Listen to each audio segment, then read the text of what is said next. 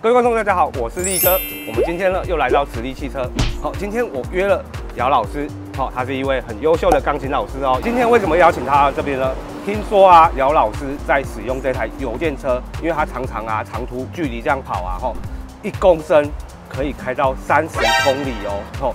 所以今天特地邀请姚老师要来介绍他到底如何使用这台车辆，有办法让一台油电车，我没办法想象我自己在开油电车开那么多年，我自己最多大概就是17、18公里这样在开而已。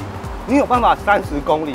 你可以分享给观众朋友说，你到底是怎么使用这台车辆的吗？好，没问题。上路直接请姚老师分享。对，他的整个开车的过程，然后还有他的实际的数据。我们就来看姚老师到底是不是可以开到1公升哦，然后将近30公里，市区里面这样开都可以20几公里这样平均油耗哦。姚老师，你可以先介绍一下你这台车辆大概什么时间买的吗？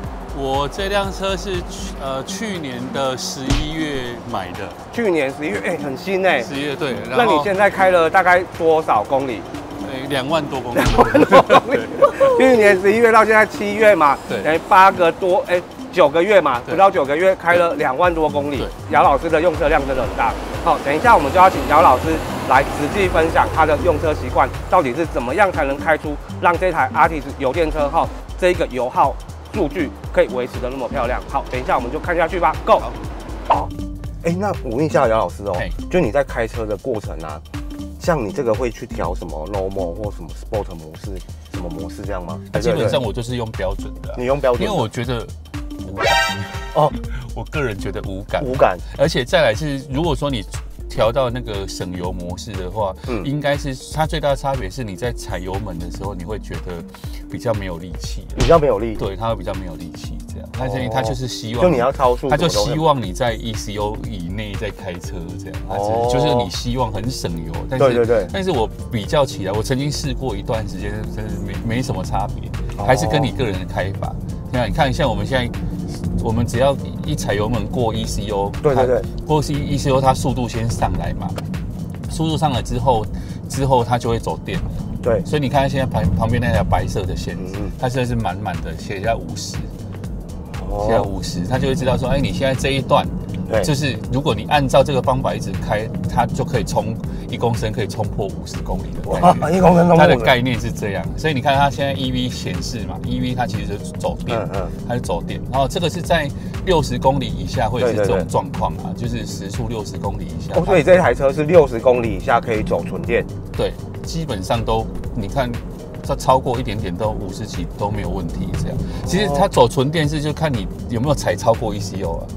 市区在开的时候啊，如果路程没有超过3公里啊，对，你很难看到启动后平均油耗是会到超过15以上，15、16以上。如果你要开的距离要够长，就是那个距离不能有红绿灯的存在吗？就是其实都可以。都可以。然后我们现在比较塞车，现在这里是比较塞车的路段，所以你会发现我们走走停停，所以基本上那走走停停的好处是它会走纯电，因为它基本上它就不会耗油。对，然后它等到它等一下真的没电，它才会跳到耗油的部分这样。所以我觉得在有时候高速公路塞车或者是市区一点点塞车的时候，它就是在这个部分是很有功能，它反而更省油，它是很有功能的啦。我觉得是这样，是纯油的车在这样的状况之下，你可能1公升可能连5公里都不到，走没几步就红灯了，一下红灯。对，所以其实像油电车的话，在这个时候啊，基本上就是可以用纯电行驶，所以耗油量来讲，会比一般的油车真的省很多。对，所以你看我们刚才1.1公里，1.1也开了11分钟。好，但是刚才我们这样的走法是，就是1公升是11.3。它等一下我们如果超过2公里、3公里，等一下走顺，你会发现我的数字会越来越高。对，然后我都会每次在市区，我都会尽量挑战能不能冲到20。所以姚老师是已经把开车当做一个挑战游戏，不然真的是在开车的时候很无聊。这样观众朋友应该也会对姚老师做这件事情，感觉蛮有趣的呢。因为你有时候开车开到想打瞌睡，可是你却把这个当做一个游戏在做一个挑战。其实我觉得第一次听到姚老师这个讲法，我觉得很有趣，尤其是它这个有一个评分嘛，对不对？我记得现在新款的有底下会有评分的。我说我自己平常习惯是看旁边的那个白色那一条，如果能够让它在25左右，我觉得就是这一条这一个。它等一下踩油门之后，它会换成白色一条白色线，一条白色线。那个东西会跟左边这里有差，就是说我们在踩油门的时候，这个指针过 ECO， 只要一过，它就会是走油，然后在指针以下，它就会走电。就是你在开的时候，就判断它，旁边这一个，往上超过 ECO， 它就走油。它如果超过上面，那当然是 power， 你就是踩很大力就才会，那个就会比较耗油。然后就是在这一段，你现在的设计是你只要减速，对，你只要脚放开，它就会退到底下那个 CHG， 就是充电模式，它就会直接跳到充电。所以你只要脚一放开，它就在充电。那早期的油电车是你要踩刹车才能充电，现在不用，它只要脚放开它就充电。所以你看我现在慢慢的，你看它现在我只要刹车，是不是它就会回到50？对，边那条，那它就是回到充电。这样我现在踩 ECO 过，它就是你会发现那个白色会变少。它就会因为我们现在这个走走停停就会是这样，所以尽量我等一下努力看看找到一个比较，因为我们现在在五权西路，我现在是路段真的是比较塞，因为刚好上下班时间比较塞一点点。好，我们来看一下姚老师他的平常在开油电车他能不能在这个路段我们等一下大概开一小段来看他的实际分数可以开到几分？所以刚才是11嘛，越来越多，刚才是11，所以我们现在已经开1.9公里，所以我不是跟你讲说，至少要开2公里以上，它的分数，它的那个油耗的分数，就是油耗的。会越来越省油。所以我刚刚在坐你的车，我发现你的开法其实你不会特意的去减速，不会特意的说要去让它不用，你就是很正常的开法，就很正常开，非常的正常开。你就是其实跟开油的概念是一样，你一踩，我就说你一踩，我现在等一下这一段现在没什么车，我可以表演这个。你看我刚刚什么都没看，就是75分。对不对？75分。好，然后我现在要看着它。我等一下会示范的是，我直接一启动开超过 ECO 中线，对，然后会获得第一个分数，这样。哇，姚老师要来表演了。然后一路踩到时速大概40-50公里之后，再去放开第一个，你会得到第一个分数就90分。哇，就是瞬间90分了。再来就是巡航你的速度已经够了，它就会，你就维持在 ECO 在附近都没关系，它就会是这一个。那我现在看到对面，我们会接下来会观察前面你要停车的地方。对。如果你知道你要停车了，就很远你就看到红灯的话，你大概就是要给自己大概100公尺的刹车距离。好，现在我已经看到它要红灯了。对。好，现在大概就是这个距离。对，这样它超过100公尺了。这个时候我就不要去管后面的人会不会扒我。对。可是我们就是有合理的用路的，因为我现在这样的话，它才会充电。好，就慢慢刹到最后我们看可以得几分。哇，96分了对。就是可是其实你这样的开法，其实跟一般人开法不会差距很大。对，其实没有做什么改变。你只有在那个红灯的时候，你会预警的，就是让它就是我提早就让它滑行，然后这个时候你就是不要管后面，反正红灯它也不会对你怎样。对啦，它也不会对你这样，这你就可以得到这个分数。对，就是如果你喜欢玩，所以我大概最高分是拿98分。98，它其实最难拿的分数是第一个跟最后一个。最难拿是第一个，就是它有100分过吗？不会，目前没有看过。对，但因为中间的巡航的分数，以现在的车很容易拿分。然后你看，我现在故意走电，我现在踩很慢，等一下第一个分数就会很难看，这样就是像这样。它的第一个分数是你踩下去放开的时候，它看你的起步的表现。我到目前都还没有放开，所以还没有。所以你反正用电，对，它就会出现这样。所以我刚才没有踩得很好，所以我习惯踩高分，所以随便都是95分这样。对，所以我就知道我的起步的模式是他喜欢的模式这样。他在市区这样开，大概平均时速50公里的情况之下，他这个就是姚老师，其实他没有很刻意的说，哇，我变成路队长或什么的情况之下，其实我觉得他这个开法是很正常一般的开法他没有特意的去说一定要让这台车辆一直维持在电的使用范围，就是正常开。对，所以你看我现在已经走到16.3了，所以我平常是看的是这一个市区油耗，现在已经16.3了。对，我平常是看这个，这已经是一般油车的2倍了，对不对？你看3.2公里了，对，我们开到3.2公里，对。我们刚才一开始还停在这里，他先冲了第一轮。对，因为我们刚刚还有代数在那个磁力汽车那边讲了一些前面的前段，然后顺便跟姚老师请教了一些这一台 Artis 油电车的一些新的配备。其实它这台 Artis 它的配备真的是不错，就是以目前国产车来讲，它的那个整体的配备啊，像是它的那个车辆秘书，它也可以告知你说，哇，你的保养里程什么时候在原厂做保养，什么你都全部查得到，甚至它连手机开启它的定位，它都可以知道它的车辆在哪边这个是很多进口车才会有这个东西的对不对？应该是吧。目前来讲，应该这样，要到特斯拉或者是一些比较高科技的车辆才会有一张，它这个 SIM 卡还是和泰汽车给你使用，对，4年免费4年免费给你使用，然后让你可以再知道你的车辆的所有的数据。也可以，它也有 CarPlay 啊，就是你要Apple 的 CarPlay 跟那个都有这样。对所以他也可以知道说，下一周的油价，下一周涨0.3，哇！国道路况都可以直接看到现在的国道路况，好方便哦。这台车机还不错。你上一代也有，上一代也有这样，对，因为它就是付给你。然后我觉得我最常用的功能是，我其实平常没有用导航，但是我想要找便利商店，我就那里有。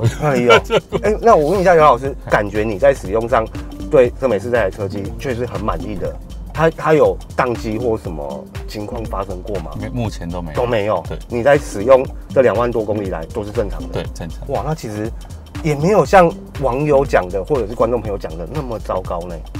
因为我一直以来用的都不错，看人品就对了。应该是这一台非常安全。你上一台比较吵吗？就是后来我觉得 Artis 我买的就是这一款纯油车跟油电车，它车内都很安静。它车内等一下我们停在一个地方，然后再播我的那个 USB 里面的影片，你就听到那个音响效果。这一台的音响我觉得还可以，还不错。这样就是在看，就是你可以停车的时候可以看影片啊，或可以听音乐啊什么这样。现在我们走惠中路这一段，现在是往北。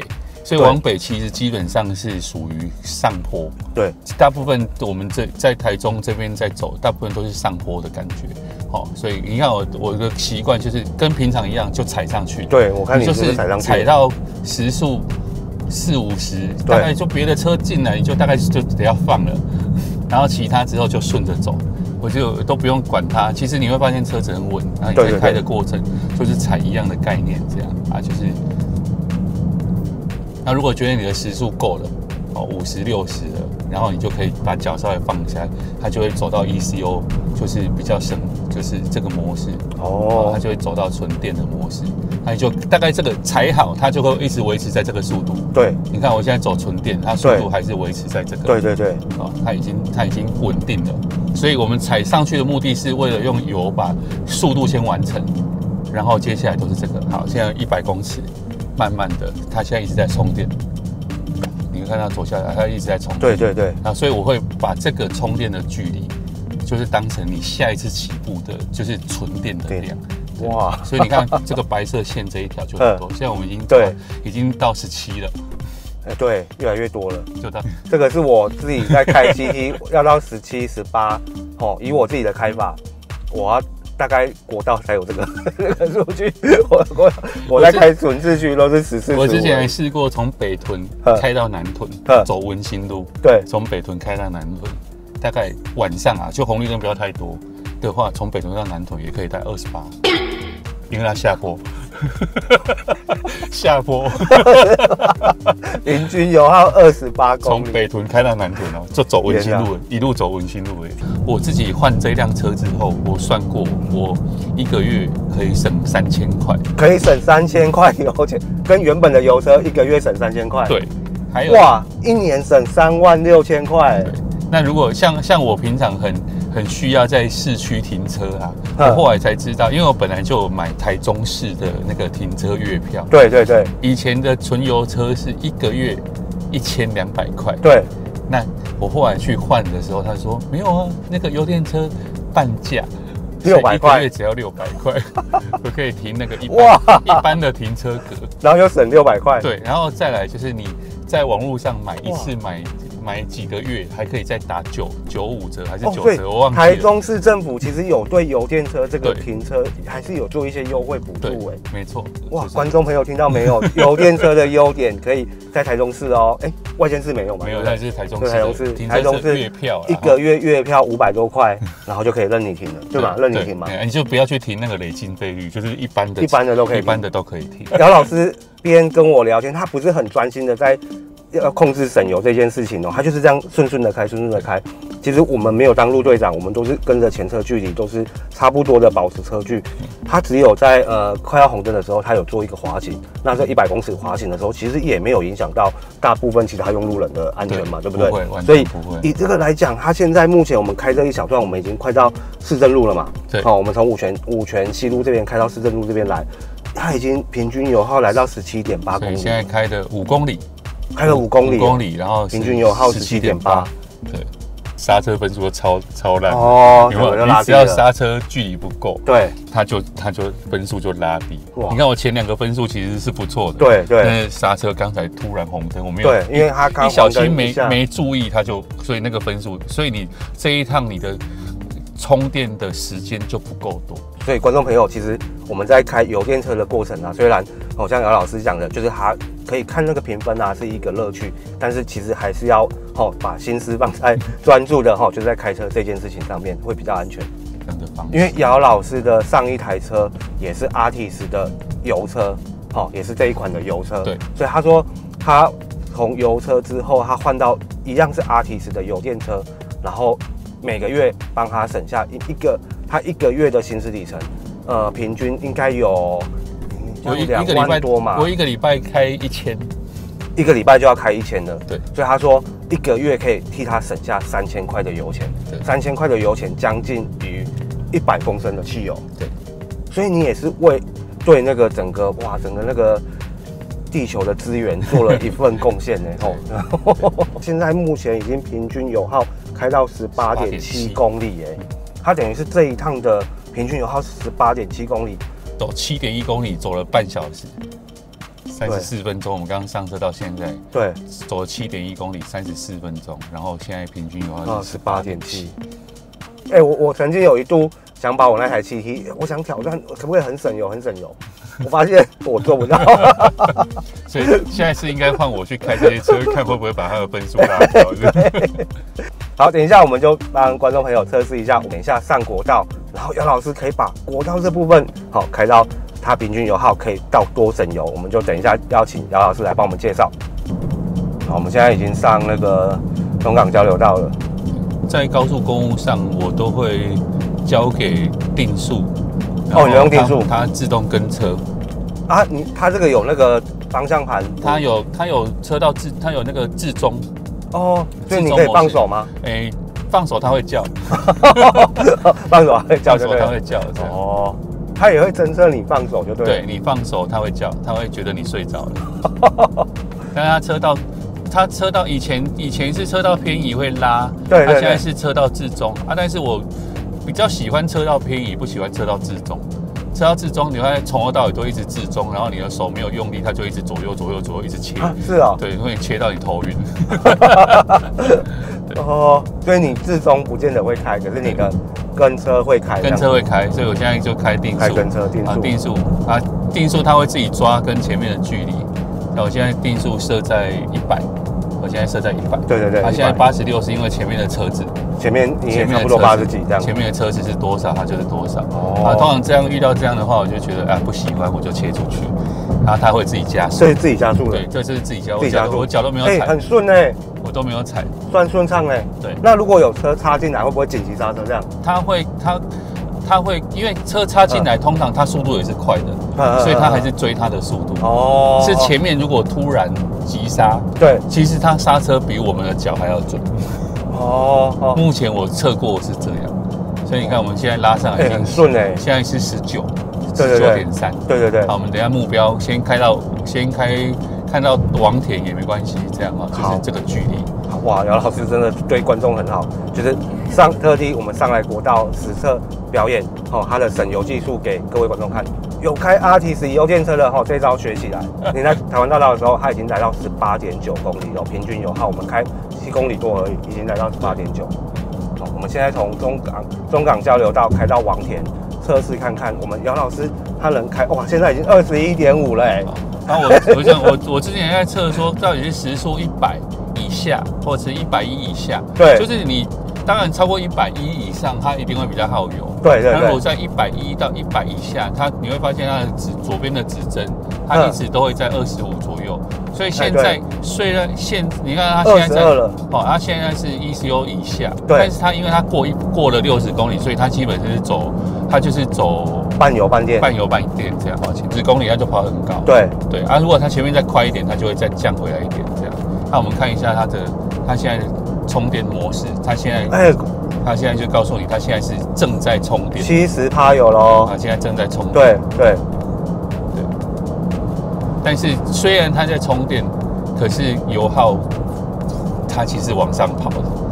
所以高速公路很有趣。然后你会发现，感觉我们现在是下坡。对，现在感觉下坡，微微的。你看下坡就是这样，所以已经23.6了，一直往上冲哎。就23，它等一下就一路冲，它应该可以破25。如果再加人出去，大概会满座吗？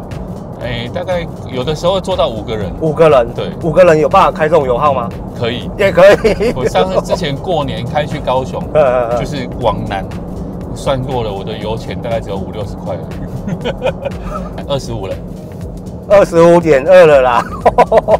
下坡，我们才开没几公里耶，我们现在可能开5-6公里而已吧，还是没有？应该不到。看一下哈，8公里。8公里，平均油耗25了，25.8，我们现在快要到王田了。对。好，他在追车的时候，你会很有感觉。对。可是其实算顺畅的。对，算顺畅。他没有让你觉得说哇，你要急加速、急减速这样子。有的人就因为对我来讲开长途，我就觉得我很像是在坐手动的高铁。29了。所以。对你来讲，30根本就是很基本的嘞。就是你只要，其实说实在，省油这件事情，就是你只要没有很赶时间，你的设定时速不要超过110以上，基本上都有机会让它在。哇，这台车这样表现这样，你买车要等很久吗？我那个时候运气好，我1个礼拜就买到了。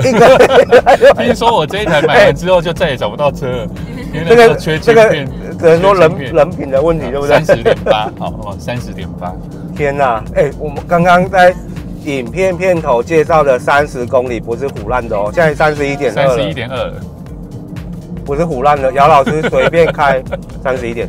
对。哇，这会不会跟你是因为是音乐家，然后你常常弹钢琴踩的？因为你们是要踩那个嘛，对不对？踩那个节奏感。好。姚老师是一个很出色的一个音乐人，然后等一下可以帮姚老师介绍一下他的音乐工作室。听说在南屯有一个音乐工作室，然后平常他就是到各大学校去教音乐，然后还有合唱的部分，很优秀。天哪，这那天我那一台老实讲，我真的老实讲，33了，我还没开过这种。不够。姚老师真的是跟一般的开车方式一模一样哦，他没有任何的说哇我什么陆队长什么没有哦，他就是一般的开车方式而已。3.2，它是一台不会让你有任何目前都烦恼的车啊，没有做任何别的事情这样，然后又很省成本，哦，光油耗，然后我现在故意的我都走电哦，我一路走电，走到看它什么时候自己充电，故意的哈，故意的。我现在都踩在 ECU 以下，它 EV 一直亮着，我故意不踩超过。对，就是你看它可以充，我们刚才已经充电充满了嘛，所谓充电充满的概念。好，我们看它可以撑多久。对，然后走纯电这样走，大概可以走2公里。2公里，你看我已经35.1，纯电可以走2公里。目前为止都还没有走到油。可是你纯电现在也有时速有将近50哎。对啊，对，没错啊，就是因为我们刚下来的速度够快，所以我就是一路让它这样走。哇，目前为止都还没有跳，所以你看它左边都一直在亮。35.8了。你现在等于你开1公升，把1公里不用1块钱了，你知道吗？对，没错。你开1公里油钱不到1块钱哎，观众朋友，你想想看，36.2。哇，我们会让你开下去变50啊？啊，它充一次电大概平均大概会掉2公里这样。如果它纯粹走油的话，它会掉2公里。如果冬天冷气不开更省，不开基本上就不会用到电啦。冷气的电就用不到了，对，都用不到，对，就车子它就不会用。我觉得台湾纯电车的问题是，因为太贵了，因为纯电你还要找地方，你还要充电，各式各样。对对对。我们加油其实还是比较简单一点。对对对。然后再来是它那个以车价，你看 Model 3、Model Y 在中国大陆卖的价钱进来台湾卖的价钱几乎都是2倍呢。对啊，都是2倍起跳，一台 Model Y 200多万，可能在中国大陆对岸100出头万就有了吧？对，所以你看，刚这一小段只要有用到油，它就会下架。可是还是很漂亮嘞，全哥一样是 Altis Hybrid 的，就是一样同一台车嘛。那我们等一下去看全哥把这个数据拍下来，然后给全哥看它的使用方式对车辆来讲是好的还是不好的，由全哥来分析。那再来是这个油耗表现，再来问全哥表现，这台车这个油耗可不可以更好？或者是差不多就是这样，那也等一下我们来反问一下全哥。好，那我们刚刚从那个交流道那边啊，我们上王田嘛，下来绕一圈回来，又回到实力汽车，然后我们就要来问全哥这件事情哦，就是以姚老师的开法，起步的时候他是才比较就是加速上去到50几公里的时候，让他做平均时速大概就是50几公里，在市区的开法就是这样，然后它只有一点点，就是说在快到红绿灯的时候，前100公尺，它红灯了，它会前100公尺就让它滑行到停下来。好，以姚老师这个开法，在油电车来说是 OK 的吗？很 OK 啊，很 OK， 对，真的很 OK 啊。18.9来讲，玄哥，我知道你也是开同一款车的油电车嘛，对不对？对。那你在市区的开法平均油耗大概多少？16。哇，一来一往差了3公里，对不对？对。好，这个还不多嘛，还不算多嘛。之后我们就上了中港路的那个交流道，我们就一路开到王田这一段哦，这一段实测下来的平均油耗来到35.6，对不对？对，35.6。那全哥，你平常上去定速嘛？你也会用定速吗？会，也会用定速。那你这样的开法，你平常在高速公路这样子的平均油耗大概是多少？最漂亮24，对吧？一来一往差了11公里哦。像高速公路你就会维持在100，对不对？对，你尽量不会说我就限速110，我要到110，你就是大概到100左右，因为你也可能时间比较充裕，不用那么赶的情况之下，你说100这样顺开。全哥感觉应该就是110嘛，哇这亏哇这8限速110，我会开119。他其实跟我一样，所以油耗表现上都没有那么漂亮。没关系，各位观众，我们今天Altis 油电车的系列就帮各位观众介绍到这边。喜欢我们频道的观众朋友，记得帮我们订阅并开启小铃铛。然后姚老师啊，他有一个自己的音乐频道，等一下我会放在下方的链接。他有一个属于自己的音乐频道，教很多音乐的部分哦。那喜欢他的频道，记得订阅并开启小铃铛哦。感谢各位，下次见，拜拜。